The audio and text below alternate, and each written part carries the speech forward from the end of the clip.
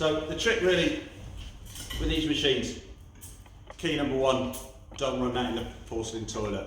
That's going to be a claim for sure. So we've just got to help it round.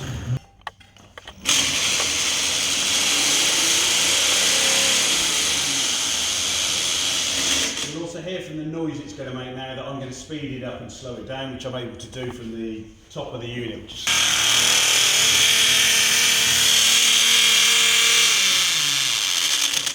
So there you go. As you can tell from that, the wipes, cotton buds, all of that kind of stuff, it's not going to stand much chance of that kind of RPM. It obliterates it all. So the battery mini cleaner is 32mm, inch and a quarter, up to 70mm for cleaning. We'll go to 100mm if we're supported through a toilet, as we did on our demonstration with the cyclone. In some countries we have siphonic toilets with the double S bend, so it's not going to go around the double S bend. We're really sorry about that. That machine would go around multiple small bends.